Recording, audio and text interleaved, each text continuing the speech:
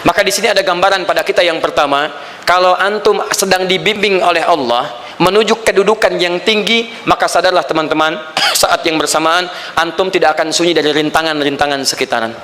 Catat itu baik-baik. Anda kedudukan biasa, naik luar biasa, maka hambatannya itu akan semakin meningkat, tidak sama dengan sebelumnya. Anda orang kecil, diuji dengan ujian kecil. Anda orang menengah, diuji dengan ujian menengah. Anda kedudukan yang tinggi, maka akan diuji dengan kedudukan yang lebih tinggi lagi. Maaf, Allah tidak akan menguji dedaunan dengan angin yang menerpa akar. Pasti berbeda. Karena angin ketika kedudukan semakin tinggi, maka angin semakin kencang akan menerjangnya. Yuk kita turunkan. Jenis ujiannya bisa 3. Bismillah. Tenang aja mas ya. Antum lihat aja, tulis ya. Biar saya hapus, insyaallah. Perhatikan baik-baik. Sini. Kedudukan bersanding dengan ujian. Kalau rumus fisikanya, F berbanding lurus dengan P. Gaya berbanding lurus dengan tekanan. Jadi kalau antum misalnya rumus asalnya F1 sama dengan F2, gaya gerak sama dengan gaya torong. Kalau dikembangkan ke sini, tenaga kecil begini, maka yang bunyi kecil. Kalau besar, semakin besar lagi. Nah, memahami rumus ini, F sama dengan P. F berbanding lurus dengan tekanan. Ada gaya tekanan juga yang cukup kuat. Ketika antum pukul kencang, suara kencang. Tapi ini lebih sakit kan? Tekanannya lebih kuat. Itu agak berbeda. Itu dalam persepsi positif. Dalam persepsi negatif juga bisa. Gaya berbanding lurus dengan tekanan. Semakin orang banyak gaya, semakin tertekan hidupnya. Ya? Tanya. Sekarang lihat sini. Rumus ini kalau kita turunkan lewat ayat, am hasibtum an tadkhulul jannata. Apakah Anda akan duga begitu mudah masuk surga? Walamma yatikum matalul ladzina khalau min qablikum. Sementara Allah belum menguji Anda seperti orang dulu yang dijamin surga mendapati ujian. Apa jenis ujiannya? Ini manhaj hidup kita dan kita berhenti di sini. Maaf, saya mungkin hanya 5 ayat dulu untuk hari ini ya. Massat humul ba'sa. Ujian pertama disebut dengan ba'sun. Jamaknya ba'sa. Ba'sa. Ini masih ringan. Misal, jarang ke masjid, sekarang mulai ke masjid. Begitu antum ke masjid, Allah kasih ujian sesuai dengan kadar niat antum. Kasih hujan gerimis. Ke masjid gak? Itu ba'sun. Begitu antum ke masjid, orang Arab katakan, nazil matar, turun hujan. La ba's, la ba'sa, la ba'sa. Gak ada masalah. La ba'sa, tidak ada masalah. Serap ke dalam bahasa Indonesia lewat labas. Labas lewat. Ringan. Berarti kalau antum diuji dengan yang ringan, maka antum kadarnya masih ringan, akan dinaikkan kepada yang menengah. Akan yang menengah. Hati-hati betul. Kalau antum belum lulus yang di sini, maka antum akan terus sampai di sini, sampai lulus di sini. Sampai lulus. Antum mau berangkat ke masjid gerimis bisa. Tiba-tiba nggak jadi di rumah. Istri antum mengatakan, "Pak, kok nggak ke masjid? Hujan mah kan cuman gerimis." Takut teriak, Masya Allah. Padahal antum misalnya belum kuat untuk berangkat. Maka antum akan terus diuji di sini. Lihat rumusnya, Quran surah kedua ayat 286. La yukallifullahu nafsan illa, Allah tidak akan pernah menguji seorang hamba di luar kadar kemampuannya. Jadi kalau antum masih ujian yang ringan, antum diberikan yang ringan. Antum naik menengah, diberikan yang menengah. Antum naik lagi level tinggi, diberikan ujian yang berat. Menengahnya disebut dengan darrun. Waddarra, dari ba'sun jadi darrun. Jamaknya darra. Sudah menyakiti fisik. Kena fisik. Sudah melukai. Hujannya makin deras. Ya. Kalau dalam kehidupan yang ini mungkin celaan biasa. Duh, sudah berubah ya, Masya Allah. Sekarang jilbabnya sudah panjang, Masya Allah. Duh, semakin panjang ya, nyanyiin Batman ya, Masya Allah. Udah banyak. Begitu sudah mulai pakai cadar, ninja, oh Masya Allah. Dorna, sudah nggak enak ke fisik. Dornun. Lihat rumusnya ya, lihat rumusnya baik-baik. Ini lebih menenangkan pada jiwa. Ketika Anda dalam level-level seperti ini artinya Allah sedang menaikkan iman Anda dalam level yang lebih tinggi lagi. Jadi ketika ada celaan menghunjam dalam lisan seseorang, sudah mulai menyakiti, itu sebetulnya pengakuan dari Allah lewat lisan orang itu bahwa Anda sedang diangkat keimanan pada tingkat yang lebih tinggi. Ada yang mengatakan, kamu kenapa sih pakai jilbab begitu? Yang biasa aja kali. Mah, yang iman biasa sudah banyak. Saya ingin menampilkan keimanan yang luar biasa. Supaya dengan iman itu saya lebih mendoakan mama. Saya menampakkan amalan-amalan. Mudah-mudahan pahalanya bisa buat mama. Masuk dengan bahasa yang baik. Masya Allah. Jadi kalau antum bisa melawan hal-hal demikian dengan bahasa yang indah, itu nyaman kepada jiwa. Kadang-kadang ada kalimat-kalimat yang tidak perlu pakai dalil, teman-teman sekalian. Kembalikan ke sini. Terakhir, wazulzilu zilzal. Zulzilu zilzal. Gempa, goyang. Dia ada ujian yang bisa menggoyangkan diri kita, membuat gempa hati kita. Antum sudah nggak kuat, kadang-kadang di jalan sempoyongan, padahal nggak ada gempa di luar, cuman hati kita kayak kena goncangan. Diserang sana, serang sini, nggak bisa tidur, nggak bisa makan, tawarin ini susah, itu susah. Wazulzilu. Bahkan hatta yaqula Rasul walladzina amanu ma'ahu mata nasrullah. Sampai-sampai Rasul SAW, bahkan orang-orang beriman, bahkan yang setelahnya bisa mengatakan, kapan ini berakhir? Akan tiba masa Anda mengalami satu situasi sampai Anda mengatakan, kapan berakhirnya yang seperti ini? Serang, serang, serang. Perhatikan, jika Anda berada pada level ini, saya ucapkan selamat kepada Anda, karena Anda akan diangkat pada kedudukan yang tertinggi di antara sekian ujian yang ada. Zuzan. Artinya Allah akan naikkan Anda pada derajat yang tinggi. Karena hukum ujian tadi, la yukallifullahu nafsan illa wus'aha. Allah nggak akan menguji seorang hamba di luar batas kemampuannya. Jadi kalau Anda sudah dipandang oleh Allah siap menerima yang ini, maka Anda akan diberikan zilzal. Kalau Anda nggak mampu, Anda hanya akan diberikan dharra atau ba'sun. Dimohon maaf kalau di antara jamaah yang hadir saat ini Anda merasa sedang punya masalah yang berat, membuat hati Anda goyah. Saya ucapkan pada Anda, dari sekian hamba Allah yang ada di muka bumi, cuman Anda yang diberikan itu. Artinya Allah akan mengangkat derajat Anda. Ayo bahagia dan yakinlah, bukan orang lain yang dititipkan, Anda yang diberikan. Allah percaya pada Anda. Kenapa Anda tidak yakin? Bukan orang lain. Jadi mustahil Allah memberikan ujian berat kalau Anda nggak sanggup. Karena cuma Anda yang sanggup, Anda yang dikasih. Makanya jangan mengeluh. Jangan katakan, ya Allah kenapa saya, ya Allah? Why me? Kata Allah, why not? Kamu yang bisa, yang lain tidak. Dan tanpa harus Anda menuliskan status, memang cuma saya yang sanggup. Oh Masya Allah, gak usah. Sadari, kalau bukan sayang, Allah itu punya sifat adil. Gak mungkin menukar sesuatu di luar kadarnya. Antum tahu cicak? Halo? Jangan katakan wallahu alam. Cicak, cicak, baik. Bagaimana aktivitasnya? Merayap. Di mana? Dinding. Apa makanannya? Nyamuk. Nyamuk bagaimana aktivitasnya? Terbang. Pertanyaan saya, di mana keadilan Allah menjadikan makhluk yang merayap makanannya terbang? Kalau nyamuk masuk kategori pertama tadi, pintar dan tahu dirinya pintar, jadi mainan cicak. Cicak, ayo tangkap. Cicaknya cuma merayap, dianya terbang. Beruntungnya nggak ada nyamuk yang jenius. Tapi yang paling hebat, perhatikan bagaimana lisan orang tua kita menanamkan kalimat-kalimat untuk menanamkan tauhidullah subhanahu wa ta'ala.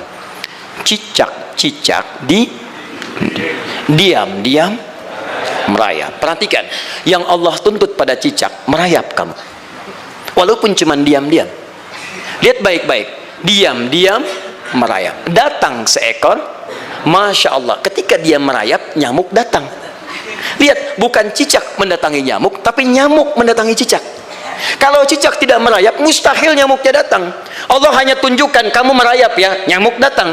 Sekalipun dia merayap cuma diam-diam, nyamuknya datang.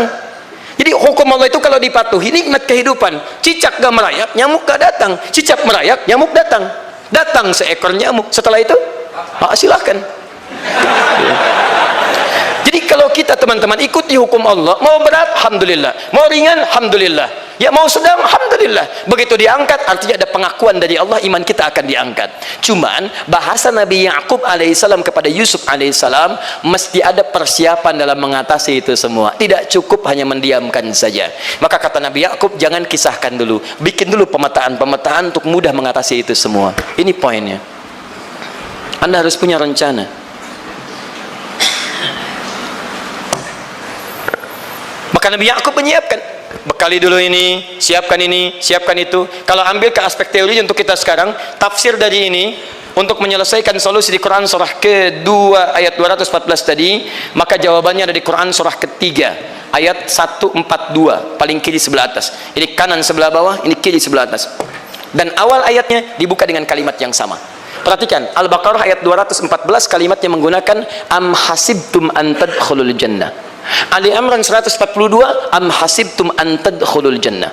Yang Al-Baqarah itu ujiannya, walamma ya'tikum mathalul ladzina khalau min qablikum masathumul ba'sa wad-dharra waz-zulzilu. Yang Ali Imran itu solusinya. Am hasibtum an tadkhulul jannata wa lamma ya'lamillahu alladhina jahadu minkum wa ya'lamas sabirin.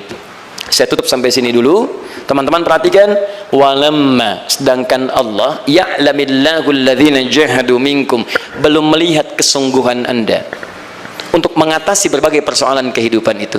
Kalimat jahadu akar katanya dari kata al-juhdu, serius, sungguh-sungguh. Jadi kalau persoalan Anda ingin segera selesai, Anda mesti serius. Hei yang sedang kuliah, kalau mau cepat selesai kuliahnya, serius belajarnya, pahami dengan baik. Kalau Anda nggak pernah serius, bagaimana bisa menyelesaikan pelajaran dengan baik? Hei yang sedang berumah tangga, kalau ingin baik rumah tangganya, serius dalam berumah tangga, keluarkan hukum-hukum Allah, terapkan dalam kehidupan rumah tangga, Anda akan mendapatkan manfaatnya. Hei yang sedang berbisnis, serius dengan pekerjaan, karena hanya orang serius yang bisa menghasilkan kekayaan-kekayaan yang terbaik. Serius dalam ibadah, karena ibadah melahirkan keberkahan dengan kekayaan yang Anda dapatkan dari titipan Allah Subhanahu wa taala. Ayo serius. Al-juhdu dibagi 3 bagian. 1, serius dalam merencanakan, disebut ijtihad namanya. Bikin rencana. Misal, maaf, tadi dalam keluarga, kalau diambil kedudukan Yusuf alaihissalam, antum tempatkan itu pada porsi pertama sebagai target. Misal, Yusuf diberikan kedudukan oleh Allah. Bagaimana anak saya punya kedudukan walaupun tidak sama dengan Yusuf alaihissalam? Cari, rencanakan, buat pemetaan.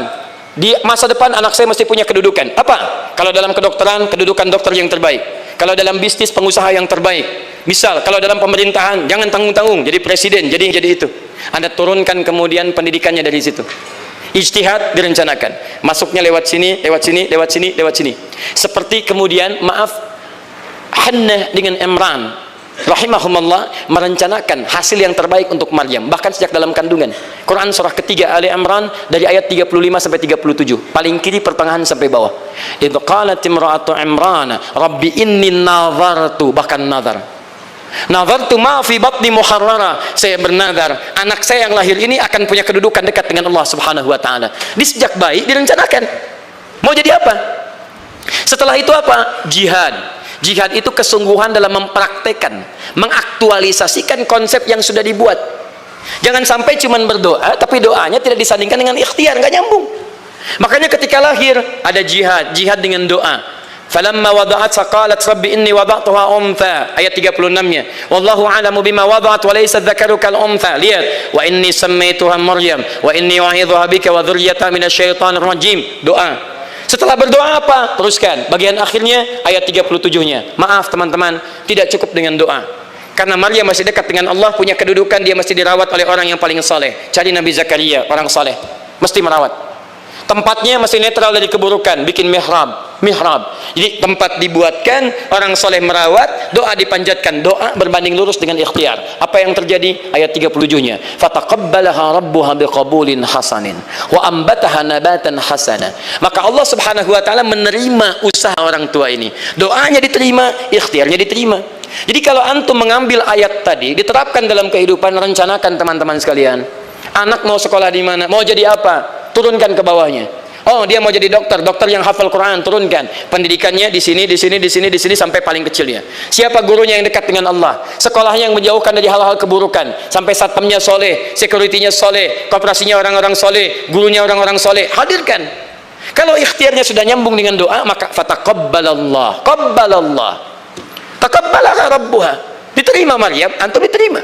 Ini kadang-kadang yang nggak nyambung nih begini, doanya nggak nyambung dengan ikhtiar, itu masalahnya. Ya Allah mohon ya Rabb, jadikan anak saya rajin sholat, hafal Al-Quran, tapi ditempatkan di sekolah yang tidak pernah mengajarkan sholat, nggak nyambung. Ditempatkan di tempat yang tidak pernah mengajarkan Quran, tidak nyambung. Nggak ada kesamaan di situ.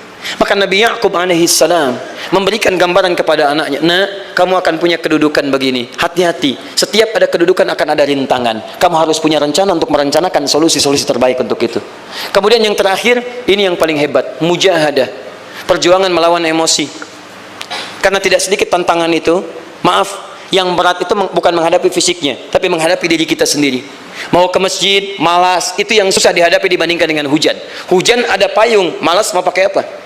Maaf, menurun, semangat turun, malas datang, kecewa datang, pesimis datang, lawan, namanya mujahadah. Gabungkan ketiganya, isi dengan sabar. Wa ya'lamas sabirin.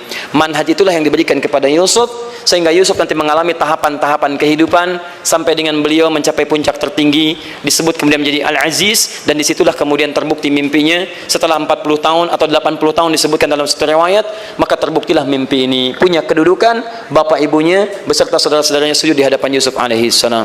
Teman-teman, ini baru 5% dari pengajaran yang ada di surah Yusuf. Masih banyak hal yang lainnya. Bagaimana ketika mohon maaf bertemu dengan saudaranya. Saya kasih bocoran sedikit. 10 orang rapat di satu tempat untuk mencelakai Yusuf. Setelah mereka menyimpulkan bapaknya itu lebih perhatian kepada Yusuf. La Yusufu ahabbu ilaina. Yusuf itu lebih dicintai dibandingkan kita pada diri bapak kita. Bapak kita salah nih. Bapak kita salah. Masya Allah. Bapak kita sesat nih. Ya, inna abana lafi dhalalim mubin. Bapak kita sesat banget nih. Salah bapak nih. Ya harusnya kita yang dicintai, kita lebih kuat. Wa nahnu usbah, kita lebih hebat dibanding dia. Rapat teman-teman. Yang hebat begini, 10 orang rapat diajukan usulan untuk membunuh Yusuf. Saya mau tanya pada antum, kalau 10 orang rapat, 9 mengusulkan A, 1 mengusulkan B, kira-kira yang diterima secara quorum 9 atau 1? 9. Ini bisa tertukar. Pembunuhan diusulkan, 9 orang condong, 1 orang mengusulkan la taqtulu Yusuf, jangan bunuh Yusuf, alqihi fi ghayabatil jubbi yaltaqithu ba'd as-sayyarah, cukup lemparkan dia ke tempat gelap, kemudian di tempat itu akan lewat para kafilah, dia diambil dan menjauh dari kita. Yang penting kan Yusufnya nggak ada, supaya dosa kita nggak berat-berat amat. Yusufnya ambil, itu kan tujuan kita. Lihat baik-baik, biasanya setan kalau sedang melakukan sesuatu itu nggak akan nanggung, nodong bisa pembunuhan, lempar bisa perampokan. Tapi ini yang aneh, kenapa 9 orang yang untuk membunuh itu tiba-tiba belok menyepakati rencana yang pertama? Yang 1 orang, 9 orang, 10 orang rapat, 9 punya A, tiba-tiba yang 9 berpindah kepada yang B yang cuma 1 orang. Kenapa bisa terjadi? Ada rahasia di situ.